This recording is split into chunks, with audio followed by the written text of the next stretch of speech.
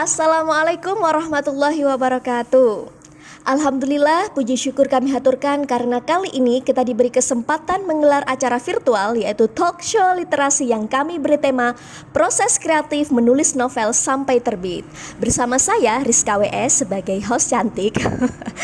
Sekaligus tuan rumah di sini dari tim SMO juga dari penerbit Mitra Karya. Juga tak lupa demi memeriahkan transfer ilmu dan pengetahuan ini, maka turut kami undang narasumber keren kita.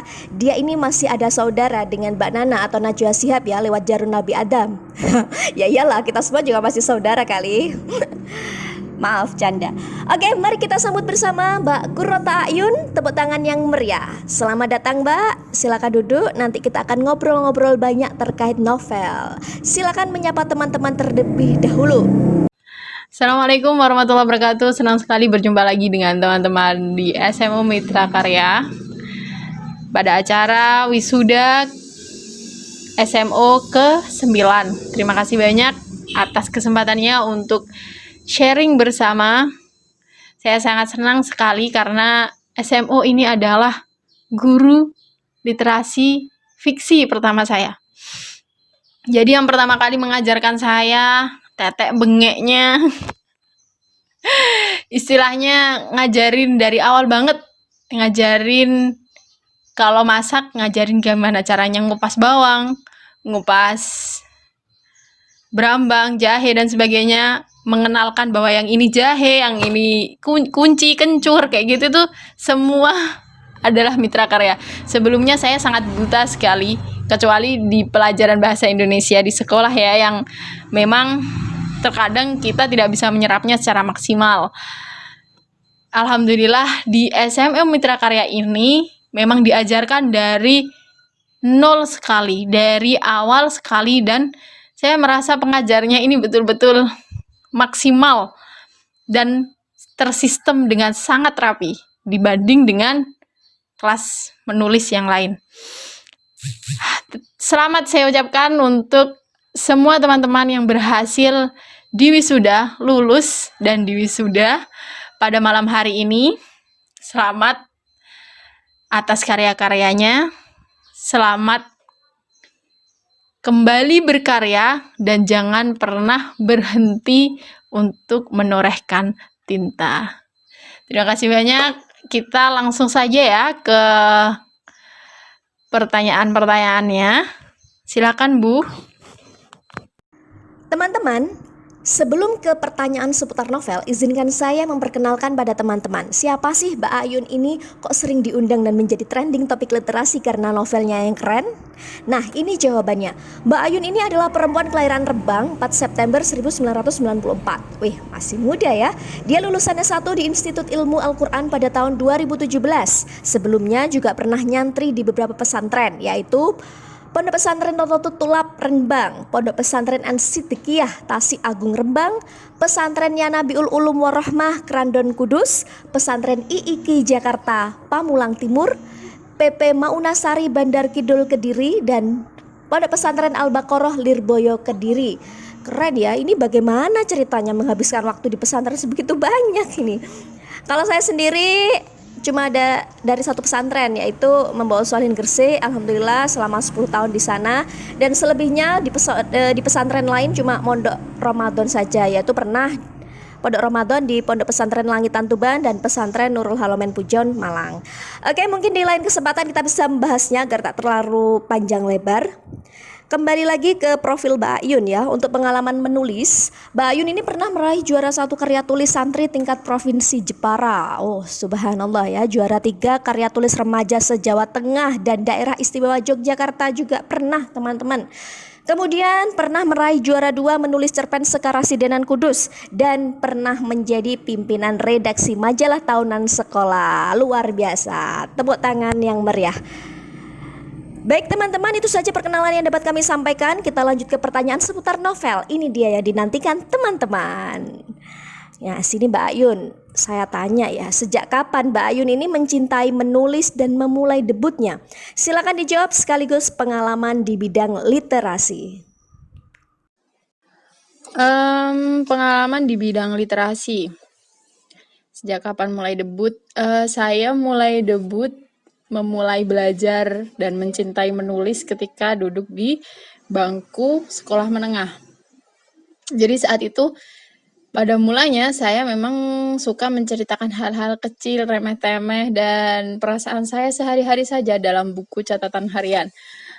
Selanjutnya ketika masuk di bangku aliyah, saya mulai lebih terarah karena mengikuti berbagai ekstrakurikuler. Yang saat itu saya mengikuti karya tulis ilmiah remaja ya. Lalu berbagai lomba, baik fiksi maupun non-fiksi. Sebagian menjadi pemenang, sebagian jadi juara, dan sebagian yang lain juga tidak.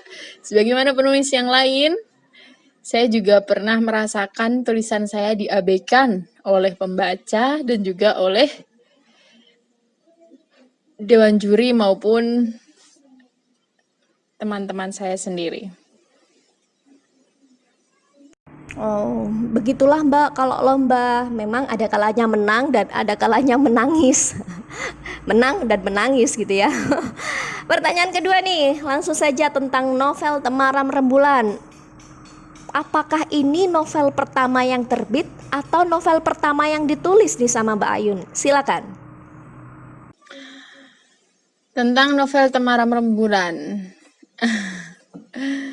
Sebetulnya novel ini masih ecek-ecek sekali ya jika dibandingkan dengan novel-novel yang lain. Sangat banyak sekali yang jauh lebih bagus. Akan tetapi saya percaya setiap tulisan, setiap penulis punya ciri khas, punya kelebihan, punya keistimewaan yang berbeda dari penulis yang lain. Apakah ini adalah novel pertama yang ditulis atau yang pertama terbit? Sebetulnya sudah banyak tulisan-tulisan saya ketika saya duduk di SMP maupun aliyah. Saya sudah mulai menulis dan saya mencita-citakan itu akan menjadi sebuah novel.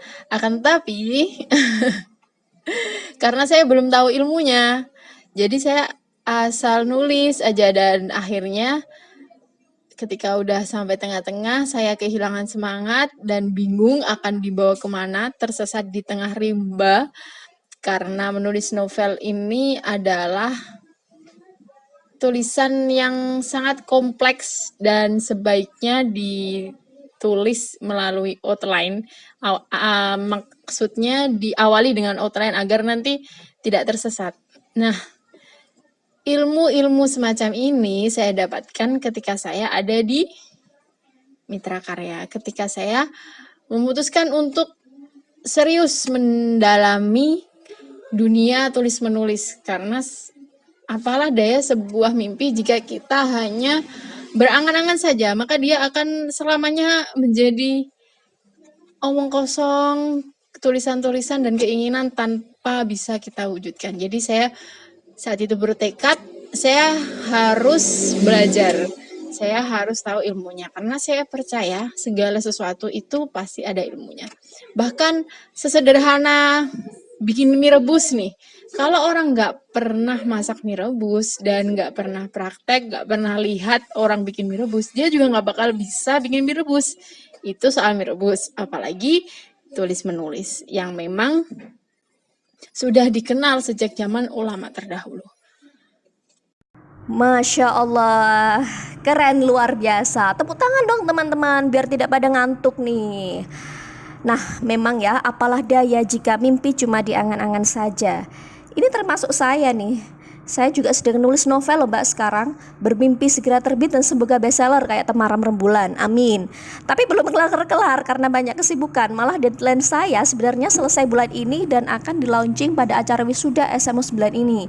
Karena kebetulan judulnya adalah Tis'ah yang dalam bahasa Arab artinya 9. Nah, ini lagi sedih nih, aduh, harus mundur jadwal launchingnya. Sayang sekali. Sudahlah, lupakan saja tentang novel saya itu. Oke, lanjut ke pertanyaan selanjutnya.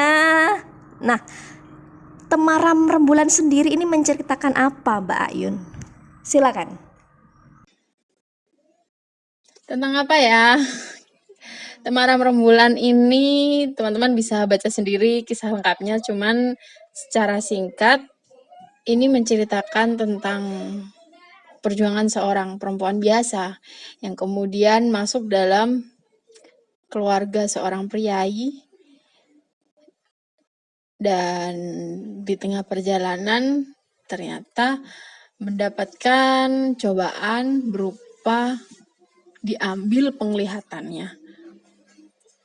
Di sini saya ingin memberikan kepada teman-teman sekalian, menyampaikan kepada teman-teman semua bahwa ada banyak sekali orang-orang yang mendapatkan ujian jauh lebih berat daripada kita, tapi mereka bisa melewatinya dengan baik.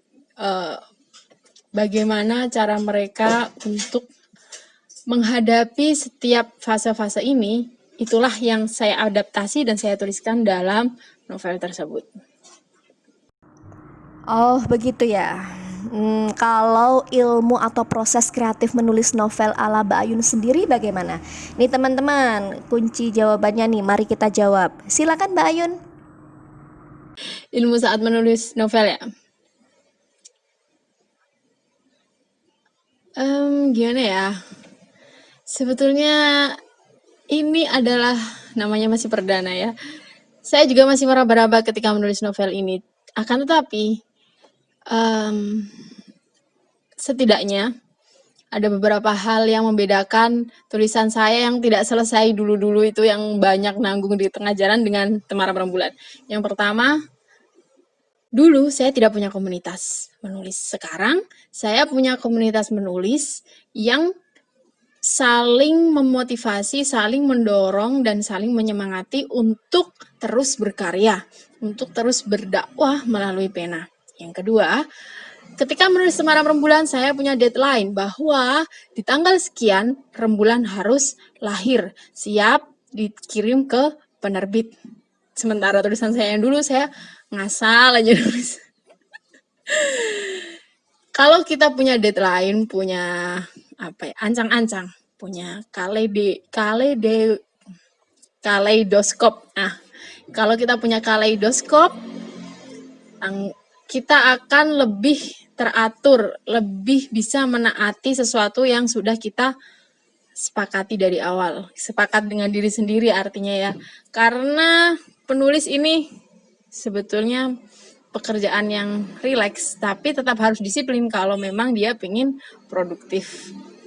Dan yang ketiga, saya ketika menulis Temaram Rembulan, saya menulis outline. Jadi di bab ini saya akan bicara tentang ini. Di bab ini jadi sebelum jadi saya sudah punya angan-angan nih, Temaram Rembulan akan saya jadikan berapa bab. Setiap babnya berapa halaman. Dan dalam bab itu dia membicarakan tentang apa. Klimaksnya di mana, endingnya di mana. Seperti itu. Ini ada pertanyaan masuk nih Mbak Ayun. Nah, saya baca ya. Berapa lama waktu yang dibutuhkan setiap penulis dan bagaimana langkah awalnya? Silakan. Berapa lama waktu yang dibutuhkan setiap penulis untuk menyelesaikan novelnya dan langkah-langkah menulis dari awal? Sebetulnya setiap penulis punya waktu atau cara yang berbeda, akan tetapi kalau Temaram Rembulan sendiri, dia butuh waktu 6 bulan dari awal sampai terbit. Itu sudah melewati writing block ya, maksudnya di masa-masa dimana saya emang benar-benar melepas naskah, bingung, males banget buat pegang lagi, males banget buat ngerjain lagi, kayak gitu. Terus bagaimana langkah awalnya? Langkah awalnya adalah menangkap ide. Ide besarnya ditangkap dulu. Karena ide adalah sesuatu yang abstrak. Tidak ada wujudnya di ruang kita, di dunia kita. Oleh karenanya, agar ide itu mewujud sesuatu yang nyata, bisa dinikmati dan bisa direalisasikan, kita harus memberinya ruang dan waktu. Ruangnya berupa apa? Ditulis. Waktunya kita harus sediakan waktu khusus untuk menuliskan ide tersebut dan menuangkannya menjadi sebuah gagasan atau sebuah alur cerita. Selanjutnya, sebagaimana yang sudah saya sampaikan tadi, saya harus menulis outline per bab. Kalau ide besar Temaram Rembulan sendiri adalah tentang seorang perempuan yang menikah dengan orang besar, orang biasa yang menikah dengan orang besar, dan kemudian dicoba atau diuji dengan kebutaan. Seperti itu. Memang dari awal saya ada niatan untuk mengarahkan ceritanya di sana. Sebetulnya banyak yang bertanya, kenapa ini cerita Rembulan kok bertemu dengan suaminya diceritakan di awal, itu kan jadi nggak seru dan sebagainya. Saya justru tidak fokusnya di sana. Memang sengaja saya buat kemesraan atau romantisme Rembulan ini terjadi setelah menikah. Karena gimana, kalau misalkan sebelum menikah, saya masih harus menyaring adegan-adegan seperti itu. Kalau sudah menikah, artinya segala sesuatunya sudah halal dan sudah lebih enak untuk digambarkan secara gamblang. Dan juga memberikan pandangan kepada pembaca bahwa tidak melulu pacaran itu dihabiskan dengan hal-hal yang berbau negatif. Artinya kalau misalkan berjumpa atau saling berkomitmen dan kemudian berpisah, LDR kan dia ceritanya, itu tidak ada masalah asal keduanya bisa memegang janji dan bisa dipercaya. Terkait dengan waktu yang dibutuhkan, ini sangat erat sekali dengan kedisiplinan penulis ya. Kalau penulis tersebut disiplin dan konsisten dan komitmen, pasti tulisannya hasilnya akan selesai sesuai tenggat waktu yang sudah dia canangkan dari awal. Sebaliknya, jika penulis itu nggak ada tekanan ini, bukan tugas sekolah ini dan sebagainya ya, juga tulisannya tidak akan pernah selesai. Itu kaitannya erat sekali dengan komitmen diri sendiri ya. Kalau Rembulan sendiri, saya setiap hari mengusahakan 1 bab sebetulnya, tapi kadang-kadang karena terbentur dengan keadaan, waktunya nggak cukup, dan ada aja seperti itu. Biasanya 1 bab selesai 2 hari. Atau misalkan saya membutuhkan riset, berarti saya skip dulu hari itu, nggak nulis gitu. Saya selesaikan risetnya dulu. Kalau Rembulan kan saya banyak riset dengan orang-orang tunanetra kayak gitu. Karena menulis tanpa riset itu bagi saya adalah sesuatu yang tidak maksimal, omong kosong. Kita semua tahu bahwa karya fiksi adalah karya hayalan, angan-angan belaka, tapi sefiksi-fiksinya pasti di dalamnya ada riset, ada kenyataan, ada kehidupan sehari-hari yang kemudian dituangkan dalam tulisan. Jadi bisa dikatakan karya fiksi itu sebetulnya adalah jembatan dari kisah-kisah yang terjadi di sekitar kita yang kemudian dibumbui dengan metafora, dengan alur yang menarik, dengan bahasa, dengan cara-cara penulis sehingga cerita tersebut menjadi nikmat dan renyah untuk dinikmati berbagai kalangan. Betul sekali, saya setuju. Menulis itu harus disertai riset ya teman-teman. Entah saat awal menulis secara langsung atau diletakkan di akhir saat editing, yang penting semua harus bisa kita pertanggungjawabkan. Semua harus terkoreksi dan jangan sampai ada yang cacat logika. Kalau mau yang cacat logika atau yang impossible, sekalian boleh total saja kita ambil genre fantasi. Itu yang pernah saya baca sih. Jadi kalau mau yang tidak masuk akal ya sekalian total tidak masuk akal, genre fantasi itu kan ada manusia bersayap dan lain-lain. Seperti itu. Baik, pertanyaan selanjutnya Mbak Ayon tentang bahasa dalam novel sekaligus plot dan alurnya. Bagaimana itu Mbak? Mana yang lebih penting? Bahasa atau plot dan alur? Silakan. Oke, penyusunan bahasa atau plot. Kadang ada yang bahasanya bagus sekali tapi plotnya B aja gitu ya. Ceritanya bagus cuman bahasanya terlalu sederhana. Bagaimana? Menurut saya dua-duanya penting ya. Penulis yang baik adalah penulis yang tahu kapan dia harus berbahasa-bahasa, bersastra, dan kapan harus menggunakan bahasa yang sederhana. Artinya porsinya itu pas, nggak selalu yang semuanya pakai metafora muluk-muluk kayak gitu. Nggak selalu juga bahasanya sederhana sehari-hari kayak gitu. Jadi penulis yang baik adalah penulis yang mampu menempatkan porsinya, mampu melayani sebuah cerita. Artinya apa? Oh, cerita kita bisa membaca. Oh, cerita ini bagian ini akan lebih baik jika disampaikan dengan bahasa yang seperti ini, yang sederhana. Misalkan ketika adegan Gus Royan menelpon Rembulan untuk pertama kali, ya, itu akan menjadi aneh jika tiba-tiba dia, "Assalamualaikum Adinda, apa kabarmu di sana? Selamat malam. Izinkan aku mengetuk pintu hatimu," dan sebagainya dan sebagainya. Padahal itu posisinya masih baru pertama kali dan itu baru Gus Royan juga, beliau bukan yang ya cinta tapi nggak tipikal laki-laki yang bucin gitu loh, yang ulu gemoy gitu ya, nggak yang seperti itu ya. Ya kita sendiri yang harus tahu, harus mampu melayani cerita. Artinya karakter yang ini akan lebih cocok dengan bahasa yang seperti ini dan sebagainya seperti itu. Plot juga nggak kalah lebih penting, nggak kalah pentingnya. Karena saya memang suka baca novel dengan plot-plot yang twist. Jadi setiap saya punya angan-angan, saya mau lah bikin karya yang unpredictable, yang endingnya itu nggak diduga-duga, nggak disangka-sangka kayak gitu, yang nggak ada di benak pembaca. Saya soalnya sering menemukan buku kayak gitu yang membuat saya tuh emang bener-bener terngiang-ngiang, teringat-ingat kok bisa ini penulis tuh nulis dengan sebegini rapi, menyimpan ending yang sangat wow gitu. Salah satunya yang paling teringat banget di benak saya adalah Sunset Bersama Rosie.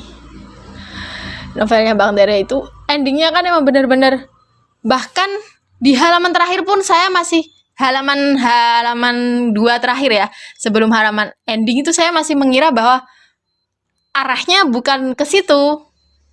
Arahnya bukan bersama Rosie.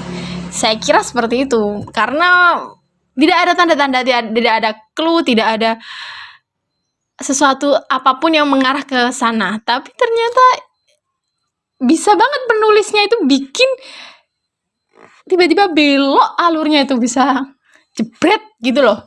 Dan itu logis dan itu memang seakan-akan dirancang dari awal. Kan dia punya anak bungsu gitu loh. Nah, namanya itu Lily gitu kan. Nah, itu si anak ini tuh pendiam sekali, nggak pernah ngomong sama sekali. Dan di hari itu, di halaman paling terakhir banget, dia itu manggil si Mas Tegarnya ini papa atau papi, saya lupa.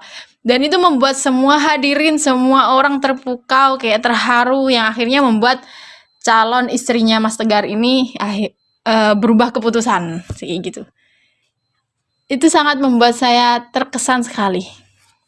Dan meskipun Rembulan juga nggak begitu-begitu banget, twistnya nggak yang seindah itu, nggak seluas itu, nggak semengejutkan itu, tapi saya mencoba membuat ending yang tidak terduga dari awal, dan membuat endingnya Rembulan ini rupanya tidak tiba-tiba jadi, teman-teman. Jadi dia muncul di tengah proses kreatif ketika sudah sampai bab sekitar 15 atau 20 kayak gitu. Dan saya itu merenung lama sekali bagaimana caranya si ini bisa menjadi dalangnya. Bagaimana caranya si ini bisa tiba-tiba menjadi antagonis kayak gitu. Jadi saya berpikir di mana-mana saya mikirin itu. Di kamar mandi lagi masak, gimana caranya biar logis, biar nggak tiba-tiba kok kayak gini kayak gitu.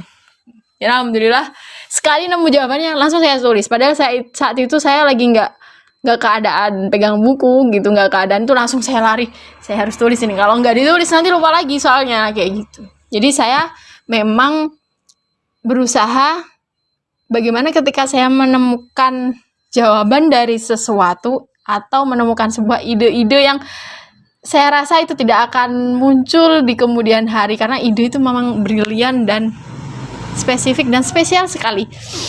Saya langsung menuliskannya karena sayang sekali jika dia dibiarkan menguap begitu saja. Seperti itu teman-teman.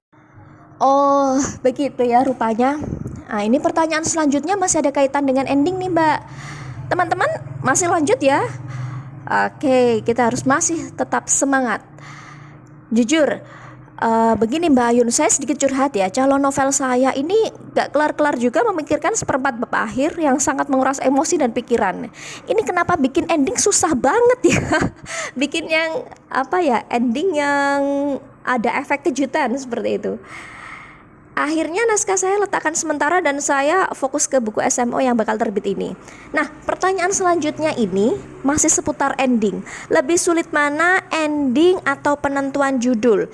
Atau hal lain apakah? Mana langkah tersulit saat menulis novel? Silakan Mbak Ayun.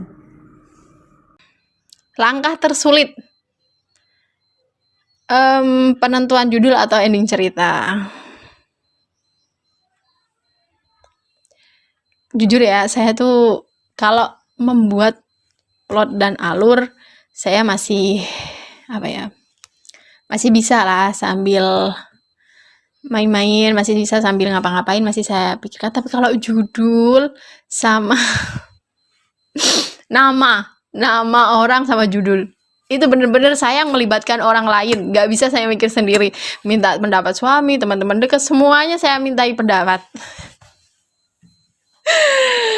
Iya, setiap orang punya kelemahan dan kekurangan ya, dan saya sadar kelemahan saya di sana, menentukan judul dan memberi nama tokoh. Nah itu, makanya nama tokoh di Temaram Rembulan juga nggak yang spesial-spesial gitu, nggak yang bagus-bagus gitu, ya be aja gitu. Karena gimana ya, menurut saya itu adalah sesuatu yang sulit gitu menentukan nama tokoh itu. Bagaimana tokoh itu namanya bisa terkesan, bisa nggak yang pasaran, bisa nggak yang B aja, kayak gitu tuh menurut saya adalah sesuatu yang butuh effort lebih daripada menuliskan satu penggal cerita atau menulis alur dari awal sampai akhir. Jadi karena kekurangan saya di sana, maka saya akan meminta tolong teman-teman dekat saya, senior saya, keluarga saya, semuanya saya mintai pendapat. Seperti itu, teman-teman. Loh, oh ini saya kecelek ini. Justru yang tersulit adalah nama nih, nama tokoh. Nah ini saya kasih saran nih Mbak Ayun, besok lain kali kalau nulis pakai nama saya aja ya Mbak ya. Ya sangat pakai ya, bisa nama saya, nama suami Mas Bagus Ibrahim bisa, atau nama anak saya Salman Ibrahim, atau nama anak saya yang kedua Tarjil Salimah. Diborong semua ini nama satu keluarga. Nggak bercanda. Oke, pertanyaan terakhir. Langsung saja ya teman-teman, kita simak jawabannya. Pertanyaannya adalah, setelah buku fiksi, kan Mbak Ayun ini nulis buku non fiksi nih yang judulnya Yaghfiru Liman Yasha, betul ya? Nah, bagaimana melewati batu loncatan dari menulis fiksi ke non fiksi? Itu kan beda, bahasa juga beda, pembahasan dan beda. Bagaimana ini Mbak Ayun? Silakan, akan kami simak jawabannya. Setelah Temaram Rembulan ada buku non fiksi ya, Yaghfiru Liman Yasha. Bagaimana melewati batu loncatan itu? Itu tadi sebetulnya sebelum saya belajar menulis fiksi, saya sudah lebih dulu belajar nulis non fiksi. Cuman memang saya sukanya di tulisan fiksi. Tapi dulu ketika aliyah sibuknya menulis non fiksi. Jadi untuk menulis non-fiksi, gimana ya, tidak terlalu berat juga, karena di kampus kan juga kita diajarin caranya nulis makalah dan nulis skripsi kayak gitu.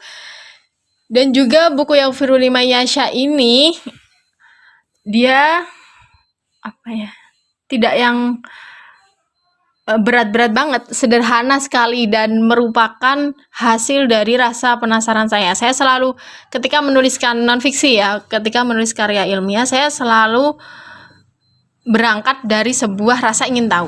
Jadi ketika saya menulis, saya mencari jawaban, saya riset, itu saya tidak merasa keberatan karena ya memang saya pengen tahu. Jadi sebetulnya Yaghfiru liman yasha ini, man yasha ini untuk siapa? Ampunan Allah ini untuk siapa? Siksaan Allah ini untuk siapa?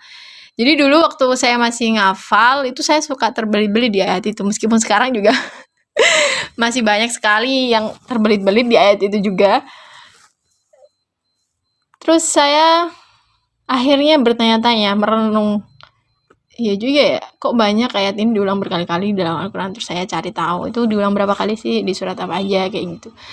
Terus saya mulai berpikir, kok yang satu Yaghfiru liman yasha wa yu'adzibu man yasha. Yang satu lagi yu'adzibu man yasha wa yaghfiru liman yasha. Kok ada yang azab dulu, ada yang ampunan dulu gitu. Redaksi kalimatnya kok berbeda-beda.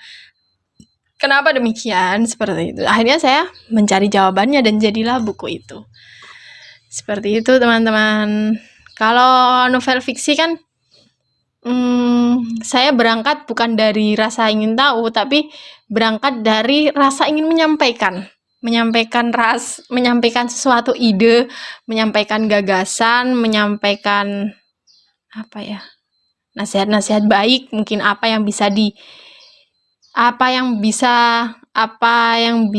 saya sampaikan kepada teman-teman, dan juga menyimpan beberapa memori yang barangkali akan terlepas dari ingatan saya jika tidak saya tuliskan. Itu kalau kisah fiksi. Baik, Masya Allah, Alhamdulillah, luar biasa jawabannya. Tepuk tangan yang meriah teman-teman. Kita sekarang sudah ke penghujung pertanyaan. Oh, ini sudah ada pertanyaan sih sebenarnya. Langsung saja kami persilakan untuk Mbak Ayun menyampaikan pesan buat teman-teman semuanya. Pesan terakhir ya. Oke, silakan. Dan terakhir, pesan yang ingin disampaikan ke teman-teman, terus berkarya. Kita tidak pernah tahu tulisan kita di bagian mana yang mampu mengubah sudut pandang seseorang, bahkan mampu mengubah kehidupan seseorang, kebiasaan seseorang. Itu adalah hal termanis, hadiah terbesar seorang penulis. Jadi bukan semata-mata atau semerta-merta tentang popularitas, bukunya terjual berapa, atau mendapat keuntungan sekian-sekian, royalti sekian-sekian. Bukan semata-mata tentang itu. Bagi saya menulis adalah menyampaikan nilai-nilai. Ketika buku kita atau tulisan kita mampu mengetuk hati seseorang, itulah hadiah terbesarnya. Bagi saya itu. Tapi kabar baiknya teman-teman tidak usah fokus pada itu. Teman-teman fokus saja pada menyampaikan apa yang ingin teman-teman sampaikan. Jangan pedulikan apakah karya teman-teman akan dibaca atau tidak, apakah karya ini akan bagus apa tidak, apakah pembaca akan suka atau tidak. Itu akan membuat kepala teman-teman pusing, rumit, dan akhirnya akan memicu malas untuk menulis. Kita fokus saja menulis, menyampaikan dengan hati.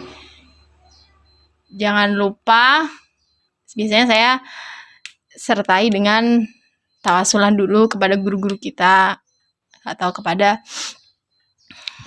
para sahabat, para nabi, seperti itu, agar mendapat syafaat beliau, agar mendapat barokah para guru kita. Semoga dengan seperti itu, tulisan kita bisa menjadi amal jariah yang terus mengalir ketika kita sudah di dalam kubur. Seperti itu teman-teman. Saya percaya menulis adalah pekerjaan keabadian. Artinya ketika kita sudah tak mampu lagi untuk memberikan kontribusi apa-apa, tulisan kita masih terus mampu hidup di tengah-tengah kehidupan anak cucu kita. Seperti itu. Terima kasih banyak Mitra Karya atas kesempatannya. Semoga bisa berjumpa lain waktu. Allahumma fiq ila aqwamit thoriq. Mohon maaf apabila ada kesalahan. Wal afu minkum. Assalamualaikum warahmatullahi wabarakatuh.